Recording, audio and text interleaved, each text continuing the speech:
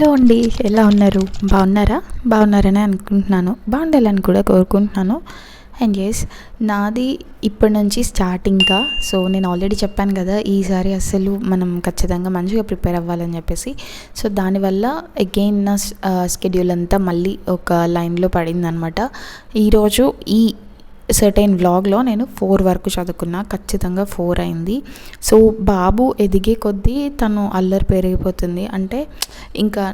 అంటే నేను చదువుతుంటే వచ్చి డిస్టర్బ్ చేస్తున్నాడని కాదు, కానీ ఇంకా చూస్తూ ఉండాలన్నమాట తనని. సో అలాగా మార్నింగ్స్ అసలు అవ్వట్లేదు చదవడానికి. ఏమైనా కుదురుతుందని అంటే డెఫినెట్గా ఇంకా న్యూస్ పేపర్ అట్లాంటివే అవుతున్నాయి అన్నమాట, డివైజెస్లో చదివేయి. అంతేగాని బుక్స్ ఓపెన్ చేసి చదివితే తను వచ్చి బుక్స్ లాగేసి కింద పడేయడం, చింపేయడం, సో అట్లా చేస్తున్నాడు. అందుకని నైట్ టైమ్సే స్టార్ట్ చేశాను. అండ్ ఈ సెషన్ వచ్చి నాది స్టార్ట్ అయింది అరౌండ్ 10 o'clockకి. 10కి తనని పడుకోబెట్టేసి నేను కూడా తినేసి స్టార్ట్ చేశాను అనమాట ఈ సెషన్. సో సెషన్లో మీకు అకార్డింగ్ ఇక్కడ నేను ఆల్రెడీ స్క్రీన్ పైన డిస్ప్లే చేస్తున్నాను ఏం చదువుతున్నాను, ఏం చదవట్లేదు అని చెప్పేసి. సో దాన్ని బట్టి మీకు అర్థమవుతుంది నేను ఏ టైంకి ఏం చదువుతున్నానని. సో 4 వరకు అయితే చదివాను. అండ్ స్లీప్ వచ్చి 5 hours అప్రాక్సిమేట్లీ, అంతే. 5 hours, అంతకన్నా తక్కువ అట్లనే వెళ్తుంది, కానీ అంతకంటే ఎక్కువ స్లీప్ అయితే తీసుకోవట్లేదు. ఐ నో హెల్త్ అనేది డిటోరేట్ అవుతూనే ఉంటుంది ఇట్లాంటి స్కెడ్యూల్ అనేది ఫాలో అయితే. ఎస్, నేను హాస్పిటల్కి వెళ్తున్నా చెకప్స్కి. సో కొంచెం హెల్త్ అనేది మంచిగా అవ్వడానికి చెకప్స్ చేయించుకుంటున్నాను రెగ్యులర్గా. అండ్ నేనైతే ఇప్పుడు ఓకే అనిపిస్తుంది, కూర్చోగలుగుతున్నాను కొంచెం సేపు. నా స్కెడ్యూల్ అయితే ఫాలో అవ్వకండి, బట్ యాజ్ ఎ మదర్స్ కొంచెం మాకు అంటే నైట్ టైమే కుదురుతుంది, బికాజ్ మార్నింగ్ అంతా బేబీని చూసుకోవాలి. సో ఆ రెస్పాన్సిబిలిటీ ఉన్నప్పుడు మిగతావి చేయడానికి అవ్వదన్నమాట. టెన్షనే ఉంటుంది. సో దానివల్ల నేను అందరికీ చెప్పేది ఏంటంటే ఒక టైప్ ఆఫ్ స్కెడ్యూల్ చేసుకోండి అని చెప్తున్నా.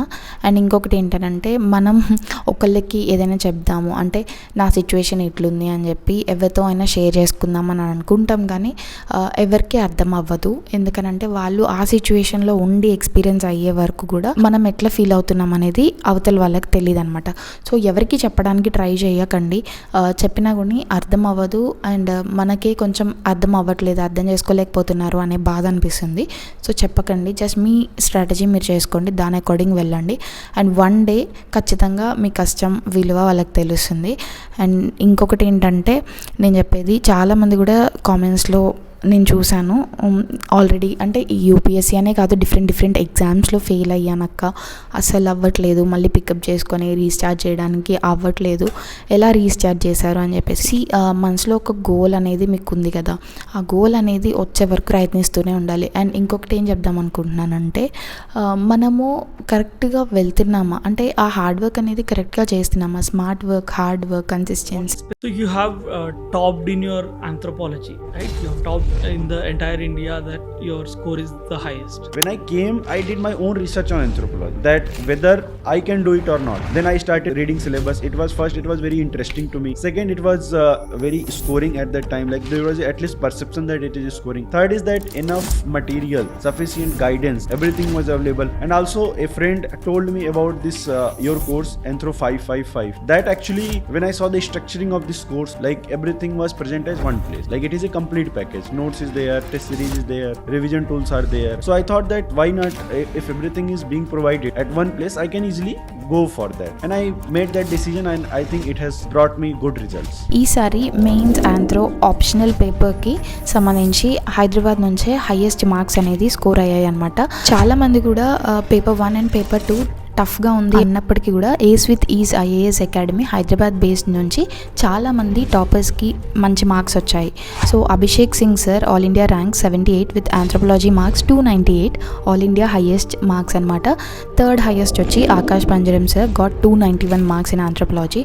సో ఇది వచ్చి శివతేజ సార్ ఫ్యాకల్టీ ఆంథ్రోపాలజీకి ఇప్పుడు హైదరాబాద్లో ఫౌండేషన్ బ్యాచ్ని స్టార్ట్ చేశారు. ఇది వచ్చి 2026 కోసము. ఈ బ్యాచ్ ఈ మంత్ అంటే ఇప్పుడు జూలై 15th నుంచి స్టార్ట్ అవుతుందన్నమాట. ఈ కోర్స్లో unique features like concept build చేయడానికి సెషన్స్ ఉంటాయి అండ్ మొత్తం సిలబస్ని కవర్ చేస్తారు.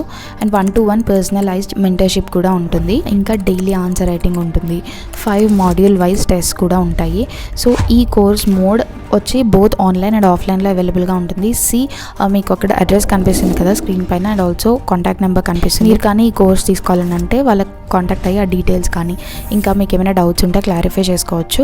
ఆర్ ఎల్స్ మీరు ఆఫ్లైన్ సెంటర్ని విజిట్ చేసి అక్కడికి వెళ్ళి క్వైరీస్ తెలుసుకోవచ్చు. ఈవెన్ ఆంథ్రోపాలజీ అనేది కామన్గా చాలామంది తీసుకునే ఆప్షనల్. నాది కూడా anthropology. But correct guidance, correct mentorship, కరెక్ట్గా మన ప్రిపరేషన్ అనేది వెళ్ళకపోతే మనం ఎక్కువ మార్క్స్ని స్కోర్ చేయడానికి అవ్వదన్నమాట. సో అందులో మనకి శివతేజ సార్ ఆంథ్రోపాలజీ ఫ్యాకల్టీ చాలా హెల్ప్ చేస్తారు 300+ మార్క్స్ని ఆంథ్రోపాలజీ నుంచి స్కోర్ చేయడానికి. సో ఎవరికైనా కావాలని అంటే డీటెయిల్స్ అన్నీ కూడా డిస్క్రిప్షన్లో ఇస్తాను. ఆర్ఎల్ స్క్రీన్ పైన కనిపిస్తున్న వాటికి కాంటాక్ట్ అయ్యి మీకు ఇంకా డౌట్స్ ఏమైనా ఉంటే తెలుసుకోండి.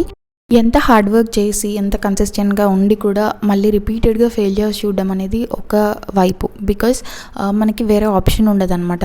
ఏజ్ అనేది అయిపోతూ ఉంటుంది, కెరీర్లో సెటిల్ అవ్వాలనే ఆశ ఉంటుంది. అండ్ ఇంకా మన ఫ్రెండ్స్ కానీ మన వెల్ విషర్స్ వీళ్ళందరూ అడుగుతూ ఉంటారు.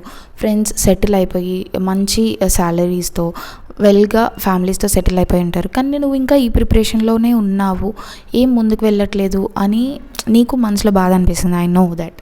కానీ నేను చెప్పేది ఏంటంటే ఇప్పుడు మీరు సగం ఆల్రెడీ చదివేశారు, సగం ఇంకేదైనా చేస్తున్నప్పుడు మీరు సైమల్టేనియస్గా ఏదైనా జాబ్ చేస్తూ ప్రిపరేషన్లో ఉండొచ్చు. ఆర్ ఎల్స్ ఇంకేమైనా మీకు నచ్చింది కోర్స్ ఏమైనా చేస్తూ కాలేజ్కి వెళ్తున్నో అట్లా ప్రిపేర్ అవ్వచ్చు అనమాట. ఫస్ట్ ఆల్రెడీ కొంచెం కంప్లీట్ చేస్తున్నారు కాబట్టి తర్వాత స్టేజ్ అనేది రివిజన్ స్టేజ్ అన్నప్పుడు రివిజన్స్ అనేవి గ్రాడ్యువల్గా కంప్లీట్ చేసుకోవచ్చు.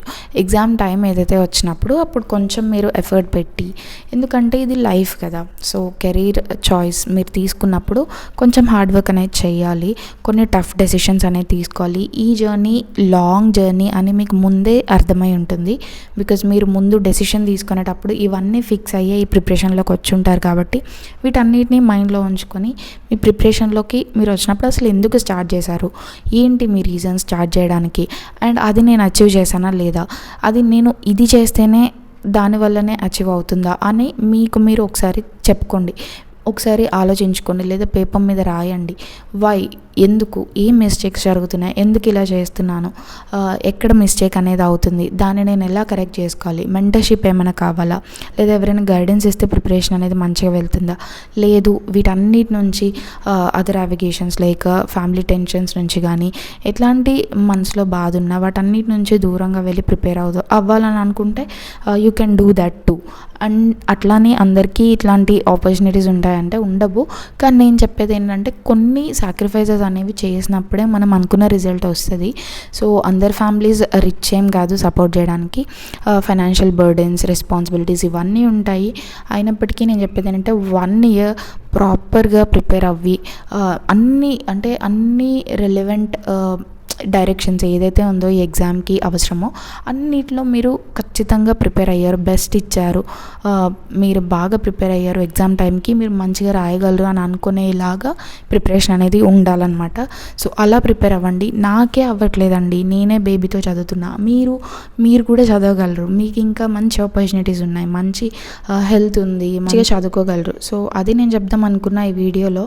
అండ్ చాలామంది కామెంట్స్లో పెడుతున్నారు, అండ్ వాళ్ళందరికీ కామన్గా ఆన్సర్ చెప్దామని ఈ వీడియో చేశాను. I hope this video is helpful. Thank you for watching.